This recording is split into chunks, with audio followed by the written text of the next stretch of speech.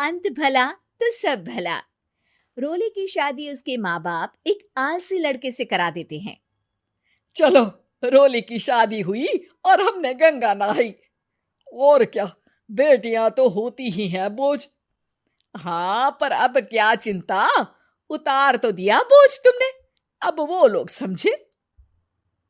ससुराल में रोली का पति कहता है, देखो, मैं कोई काम नहीं करता, ये बात तुम्हारे मम्मी पापा को बता दी थी मैंने। अब जो किराया आता है दुकान का, उसी से घर का गुजारा करना है। कभी भूल से भी कोशिश ना करना किसी चीज की डिमांड की। क्या मम्मी पापा को पता था कि आप कोई काम नहीं करते? और क्या, बड़ा अच्छे से पता था।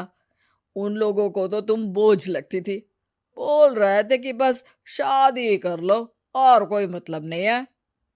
रोली को यह सुनकर बहुत गुस्सा आता है, लेकिन करती भी तो क्या, क्योंकि वो जानती थी कि उसके माता पिता ऐसे ही हैं। जैसे तैसे रोली दिन काट रही थी। रोली को एक प्यारी सी बेटी होती है। धीरे धीरे वो बड़ी होती है और उसके साथ उसकी जरूरतें भी बढ़ती जाती हैं। सुनिए जी, अब तो सिमी बड़ी हो रही है, उसका स्कूल में दाखिला कराना है। मैंने अब तक तो जैसे तैसे समय काट लिया, लेकिन मैं बच्ची की परवरिश में कोई कमी नहीं रखूंगी। अरे क्या है यार, अब तो लगता है कोई ना कोई काम ढूंढना ही पड़ेगा। अब पति रोज काम की तलाश में जाता और बिना किसी काम के वापस आ जाता। रोली समझ जाती है कि पति के अंदर अब काम करने की क्षमता नहीं है। वो बेटी को उच्च शिक्षा देने के लिए कुछ करना चाहती थी, लेकिन करती तो क्या करती। एक दिन रोली की सहेली कहती है, रोली, मेरी कोई औलाद नहीं है। अगर तू मेरी औलाद को जन्म दे तो मैं तुझे तेरे मुंह मांगे पैसे दूंगी। अरे, तेरी औलाद को मैं कैसे जन्म दे सकती हूँ? सरोगेसी से। बच्चा मेरा और वैभव का ही होगा, लेकिन कोख तेरी होगी। ये संभव है रोली। रोली कुछ सोचकर कहती है, मुझे मंजूर है, लेकिन मैं इसका 2 लाख रुपया लूंगी। अरे कोई बात नहीं, मुझे मंजूर है। रोली खुश हो जाती है कि एक बच्चा पैदा करने का उसे 2 लाख रुपया मिलेगा। वो घर आकर पति को बताती है, वो भी खुश हो जाता है। अब क्या था, डॉक्टर के पास जाकर सहेली का बच्चा रोली की कोख में पलने लगता है। मुझे 20,000 चाहिए मेरे बेटी के एडमिशन के लिए। हाँ हाँ ठीक है, मैं उसके एडमिशन से लेकर सारे खर्चे उसके अकाउंट में डाल रही हूँ। रोली की बेटी का एडमिशन हो जाता है। रोली को लगता है कि वो अब सब कुछ ठीक कर देगी। दिन और महीने आगे बढ़ते हैं।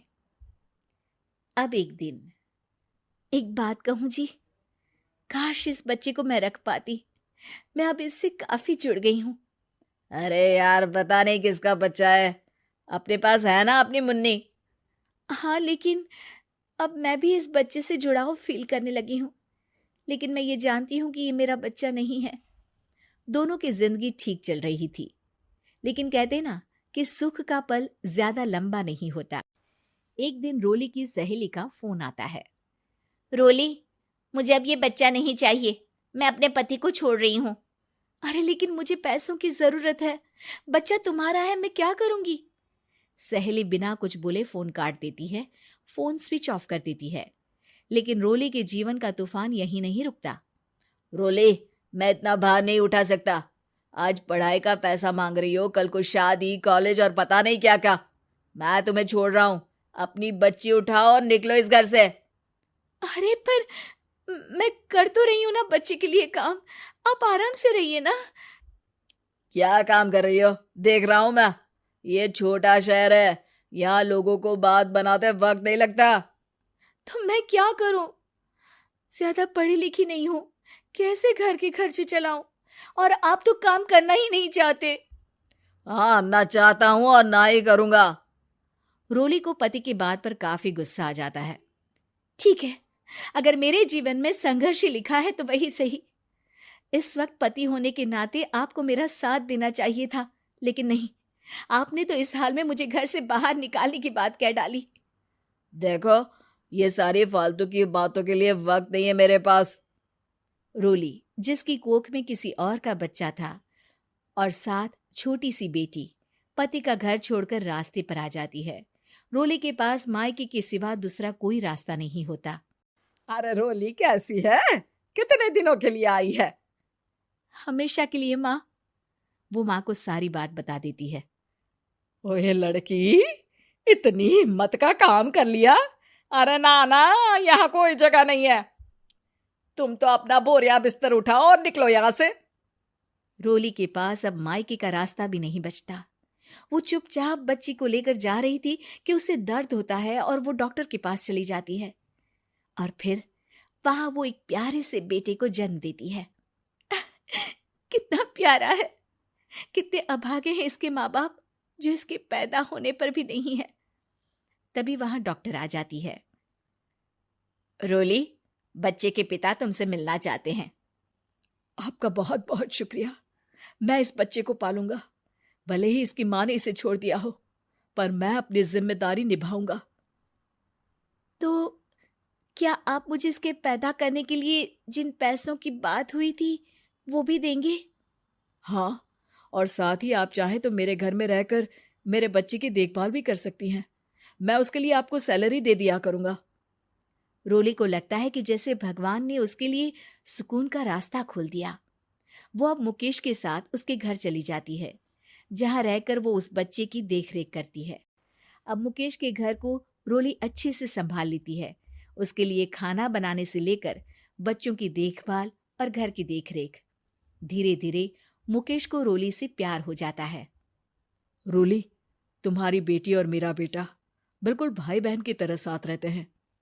हाँ, आखिर है तो एक ही कोख के बच्चे, अटैचमेंट तो होगा ही ना। रोली, तुमने घर और मुझे दोनों को संभाल लिया। ये तो मेरा काम है। आपने भी तो मुझे छत दी जिससे मैं अपनी बेटी की पढ़ाई और भविष्य के लिए पैसे जोड़ सकूं।